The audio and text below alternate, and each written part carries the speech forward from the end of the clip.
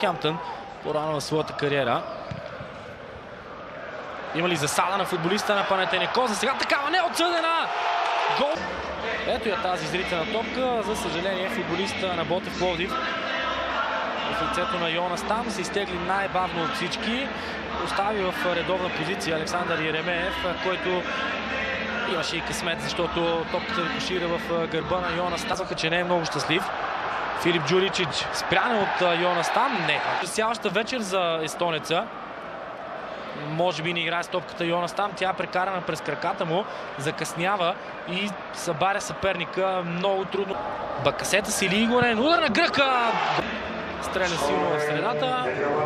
И пред него със словенеца Ивелин Попов. Топката отнета. Добър шанс за Ботев Пловдив. Секолич. Подаване от Секолич. Гол за канарчетата. Гол. Корошец отне топката, даде Еля. Някой ще каже, че централен нападател е длъжен да го направи. Защо да е длъжен? Дава асистенция Секолич. Ботев Пловдив вкарва 1-2. Много трудно Уилиам Арало щеше да покрие това, което стана.